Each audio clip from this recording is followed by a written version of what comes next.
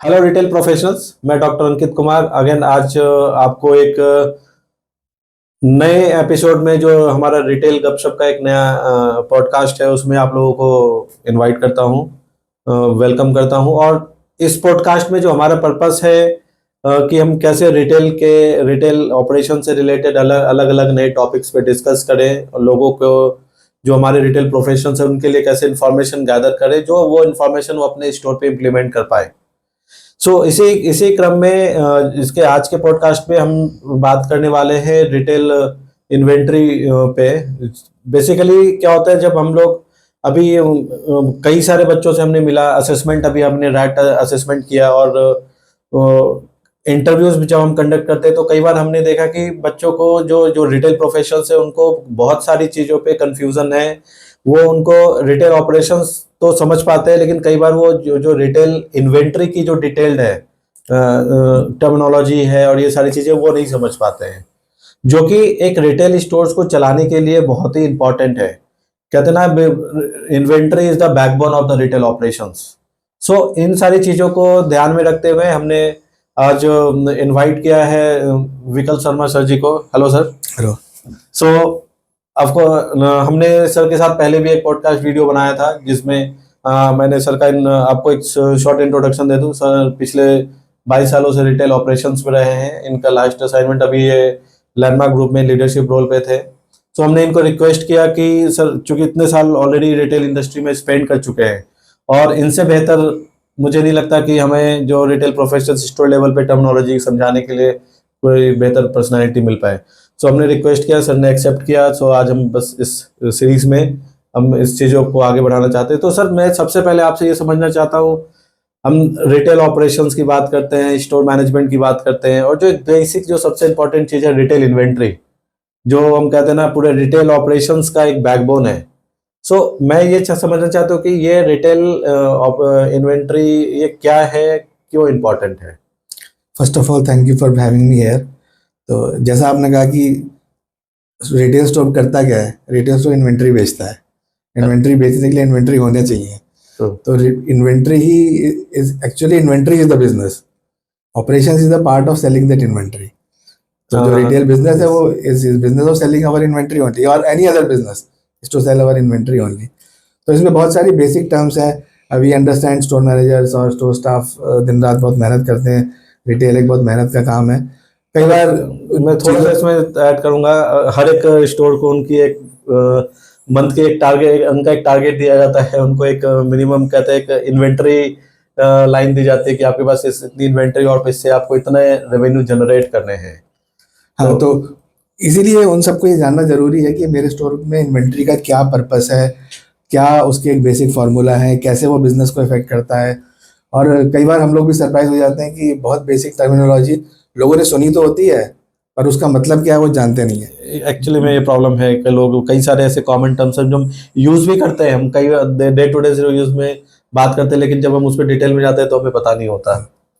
तो इसी क्रम में मैं आज थोड़ा सा उन सब बेसिक टर्मिनोलॉजी के बारे में आपको और स्टोर के लोगों को बताना चाहूँगा और उनका क्या इंपॉर्टेंस है। कुछ फार्मूलाज भी हैं, बहुत बेसिक फार्मूलाज हैं जिससे वो अपने स्टोर की इन्वेंट्री को के बारे में ज़्यादा बेहतर जान सो मैं जितने भी रिटेल प्रोफेशनल्स इस वीडियो को देख रहे हैं मैं उनसे गुजारिश करूंगा कि इस जो सर अभी हमें बताने जा रहे हैं रिटेल इन्वेंट्री से रिलेटेड और इसके जो मेन टर्मिनोलॉजी है उसको आप लोग ध्यान से सुनिए। ये आपको आपके रिटेल ऑपरेशंस के डे टू डे प्रोसेस में बहुत काम आएगा। Sir please. तो रिटेल का जो सबसे बेसिक यूनिट है उसे बोलते हैं हम SKU। SKU सबने सुना है, इसकी फुल फॉर्म होती है stock keeping unit. Stock keeping unit कुछ नहीं है, जो आपका एक सिंगल आइटम है वो एक स्टॉक कीपिंग यूनिट है। मतलब एक पीस जो सिंगल पीस है वो स्टॉक कीपिंग यूनिट है और ये सारे स्टॉक कीपिंग यूनिट मिलके टोटल इन्वेंट्री बनाते हैं। तो सबसे पहले आपको समझना है कि SKU, तो हर SKU का एक बारकोड होता है। बारकोड आपने देखा होगा, एक लाइन बनी हुई होती है हर प्राइस टैग के ऊपर, वो बारकोड होता है। उसके अंदर एक सीक्रेट कोड होता है जो SKU का नंबर होता है। तो अलग अलग ब्रांड्स के अलग अलग टाइप के होते हैं, बट स्टैंडर्डाइजेशन अगर आपने कभी सुना हो, जो लोग इंटरनेशनल ब्रांड्स में काम करते हैं उन्होंने EAN कोड सुना होगा। EAN कोड का मतलब होता है यूरोपियन आर्टिकल नंबर, और अब उसको चेंज करके global trade identification number GTIN कर दिया ताकि पूरे वर्ल्ड में एक सिमिलैरिटी रहे स्टॉक्स को बारकोडिंग करने की। तो ये एक वर्ड आपको बहुत जानना जरूरी है, GTIN। जो लोग भी इंटरनेशनल ब्रांड में काम करते हैं, जहाँ पे भी इम्पोर्ट हो गया था, या जो लोग यहाँ से स्टॉक बाहर बेचते हैं, तो वो GTIN नंबर बारकोड को बोलते हैं। दूसरी चीज़ होती है स्टाइल। क्या होता है स्टाइल? होता है एक पर्टिकुलर वैरायटी का आइटम। फॉर एग्जांपल, एक टी शर्ट है जो ब्लू कलर की है और कॉलर वाली है, तो वो एक स्टाइल हो गया। तो ब्लू कलर की कॉलर वाली टी शर्ट में जितने भी आइटम होंगे, जितने भी बारकोड होंगे, वो सेम स्टाइल के होंगे। तो बारकोड एक इंडिविजुअल आइटम हो गया, स्टाइल एक ग्रुप ऑफ आइटम हो गया। और बहुत सारे स्टाइल मिलके एक ब्रांड बनाते हैं। जो स्टोर मल्टी ब्रांड में, वहाँ आपने सुना होगा अलग अलग ब्रांड्स होते हैं। आप बड़े स्टोर में, पैंटालून्स में या लाइफस्टाइल में जाएंगे तो अलग अलग ब्रांड्स देखने को मिलते हैं। तो SKU होता है, स्टाइल होता है, स्टाइल के बाद ब्रांड होता है, फिर सारे ब्रांड मिलके एक स्टोर की कंप्लीट इन्वेंट्री बनाते हैं। नाइस। फिर अब हम आते हैं कुछ इंपॉर्टेंट टर्मिनोलॉजी जो स्टोर मैनेजर्स को, सुपरवाइजर्स को जाननी ज़रूरी है अपने स्टोर को बेहतर समझने के लिए। सबसे पहली चीज़ होती है कि कई बार उनसे पूछा था आपकी स्टोर की डेंसिटी कितनी है। डेंसिटी कुछ नहीं है, आपके स्टोर में कितना स्टॉक पड़ा है।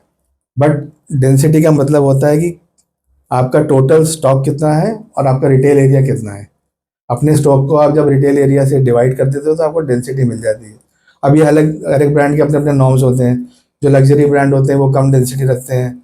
जो मास ब्रांड होते हैं जैसे मैक्स हो गया या विशाल मेगा मार्ट टाइप के ब्रांड हो गए, वो बहुत हाई डेंसिटी रखते हैं, जिनके पीसेस ज़्यादा बिकते हैं। और आप अरमानी में या गुची में या इस टाइप के स्टोर पे जाएंगे तो आपको डेंसिटी बहुत लो मिलेगी। यहाँ पे उनका अच्छे से डिस्प्ले करने को होता है, पीसेस कम बेचते हैं, हाई वैल्यू आइटम बेचते हैं। करेक्ट। दूसरा आपने वर्ड सुना होगा कि स्टॉक टर्न कितना है आपके स्टोर का। अब आपके स्टोर कितना एफिशिएंटली रन होता है, ये स्टॉक टर्न पे बहुत डिपेंड करता है कि आपने कितना स्टॉक रखा हुआ है, उसे आप कितनी बार साल में बेच लेते हैं। तो उसको कैलकुलेट करने का फार्मूला होता है कि आपका जो कॉस्ट ऑफ गुड्स है उसको डिवाइड कर देंगे आप आपकी एवरेज इन्वेंट्री से। फॉर एग्जांपल, आपके स्टोर में 10 लाख रुपए की इन्वेंट्री रखी है एवरेज किसी भी टाइम पे, और आपका जो सेल्स है, कॉस्ट ऑफ गुड्स है पूरे साल का, वो 40 लाख है, तो आपका स्टॉक टर्न हो गया 4। तो इसके भी अलग अलग नॉर्म्स होते हैं। 3 से 4, 5 का स्टॉक टर्न अच्छा माना जाता है। जितना ज़्यादा स्टॉक टर्न उतना ज़्यादा स्टोर एफिशिएंट आपका, मतलब आपका इन्वेंट्री में उतना ही कम इन्वेस्टमेंट है। फिर आपने एक वर्ड सुना होगा कि स्टॉक कवर। स्टोर मैनेजर बहुत पूछा जाता है स्टॉक कवर कितना है तुम्हारे स्टोर में। तो बहुत कॉमन वर्ड है सर, ये हमेशा रिव्यू और इन सब चीज़ों में हमेशा पूछा जाता है ये। तो स्टॉक कवर क्यों जरूरी है कि हमें हमारा स्टोर एडिक्वेटली स्टॉक होना चाहिए। किसी की पोजीशन पे ये नहीं होना चाहिए कि बहुत ज़्यादा स्टॉक है, या कोई पोजीशन ऐसी भी नहीं आनी चाहिए कि स्टॉक कम है। तो स्टोर मैनेजर को पता होना चाहिए कि मेरे स्टोर में स्टॉक कवर कितना है। तो stock cover is the thing, बस कितने दिन तक अपने आप उस स्टॉक को बेच सकते हो। तो अगेन हर एक कंपनी के अलग नॉर्म्स होते हैं, तो उसको कैलकुलेशन करते हैं कि जो आपकी स्टॉक होल्डिंग है उसे आप डिवाइड कर देंगे आप कितने पीस पर डे बेच रहे हैं। मान के चलिए आपकी स्टॉक होल्डिंग 10,000 पीस की है। अगर आप 500 पीस पर डे बेच रहे हो तो आपका 20 डेज का कवर हो गया। तो अलग अलग नॉर्म्स होते हैं अलग ब्रांड्स के। अगेन एडिक्वेट स्टॉक कवर होना चाहिए, इसमें कोई कम या ज़्यादा का फॉर्मूला नहीं है। आपके सेल्स के हिसाब से एडिक्वेट स्टॉक होना चाहिए। बहुत ज़्यादा स्टॉक कवर मतलब आपके पास ज़्यादा स्टॉक पड़ा है, आपकी इन्वेंट्री डेड है। बहुत कम मतलब आपके पास लॉस्ट अपॉर्चुनिटीज़ है, आप ज़्यादा बेच सकते थे, आपके पास स्टॉक नहीं है। ये अगेन एक बहुत इंपॉर्टेंट पार्ट है स्टोर ऑपरेशंस के रिलेटेड। या प्लीज सर। फिर एक स्टॉक एजिंग, आपने सुना होगा एजिंग स्टॉक। एजिंग स्टॉक होता है कि आपके स्टोर में जो स्टॉक रखा है वो कितना पुराना है। अब फैशन स्टोर में स्टॉक जितना नया होगा सेल्स उतनी अच्छी होगी। तो ब्रांड्स कोशिश करते हैं कि 0 to 3 मंथ्स में उनके पास सबसे ज़्यादा स्टॉक हो, 9 to 12 मंथ्स में कम स्टॉक हो। तो जनरली वो ब्रैकेट्स में डिवाइड किया 0 to 3, 3 to 6, 6 to 9, 9 to 12, 12 months and above. 12 month से अबव के स्टॉक को टर्मिनल स्टॉक माना जाता है फैशन बिजनेस में, जिसकी कई बार तो कई ब्रांड्स है वो 1 साल के बाद, 1.5 साल बाद राइट ऑफ कर देते हैं, मतलब उसकी वैल्यू जीरो है, जीरो हो जाती है। तो हमारी कोशिश ये होनी चाहिए एज ए स्टोर मैनेजर कि पुराना स्टॉक स्टोर में कम से कम रहे और निकल जाए। जितनी अच्छी ज़्यादा फ्रेशनेस आपके स्टोर में होगी आपकी सेल्स उतनी बेटर होगी। कस्टमर जब भी आएगा नया स्टॉक देखेगा। पुराना स्टॉक रखा हुआ तो कस्टमर जब भी आएगा पुराना स्टॉक देखेगा तो शायद रिपीट ना आए आपके पास। देन आप लोग सब करते हैं स्टॉक काउंट, स्टॉक टेक सुना होगा। जी सर, बस अगेन स्टॉक टेक बहुत ही कॉमन वर्ड है और इनफैक्ट मुझे लगता है मैक्सिमम लोगों को पता होगा, बट ठीक है आप इजी वर्ड में मैक्सिमम लोगों तक पहुंचने के लिए इजी वर्ड में हम इसको समझना चाहेंगे। तो स्टॉक टेक एक्चुअली 2 टाइप के होते हैं। एक तो हम लोग हाफ ईयरली या एनुअली करते हैं, जिसे हाफ ईयरली स्टॉक टेक या एनुअल स्टॉक टेक कहते हैं, जिसमें कि हम पूरे स्टोर की इन्वेंट्री को काउंट करते हैं, उसे अपने बुक स्टॉक से मिलाते हैं और फिर वेरिएंस चेक करते हैं। तो वेरिएंस अगर ज़्यादा, अगेन हर कंपनी के नॉर्म्स होते हैं, किसी का 1% है, किसी का 2%, किसी का आधा %, किसी का 0.25%, तो डिपेंड करता है कंपनी टू कंपनी और टर्नओवर कितना है। तो वेरिएंस जितना कम होगा, या स्टोर मैनेजर का केपीआई भी रहता है, स्टॉक वेरिएंस एक सर्टेन लिमिट भी रहना चाहिए। दूसरा एक बोलते हैं परपेचुअल स्टॉक काउंट, जिसमें क्या होता है कि हम रैंडम चेक कर लेते हैं किसी भी स्टाइल का स्टॉक निकाल के, बुक स्टॉक निकाले, 5 स्टाइल का निकाल दिया और रैंडमली चेक कर लिया। तो ये store managers weekly monthly basis पे करते हैं। फिर कुछ प्राइसिंग से रिलेटेड 2 मेन फार्मूला है जो आपको पता होना चाहिए। एक होता है मार्कअप। कई लोग पूछ लेते हैं मार्कअप कितना है भाई तुम्हारे स्टॉक के ऊपर। तो मार्कअप कुछ नहीं है, आपका एक आइटम एक एक्स वैल्यू पे है, मान लीजिए आपकी 10 रुपये की परचेज प्राइस है और आप उसे 20 रुपये में बेच रहे हैं, तो आपका मार्कअप 100% है।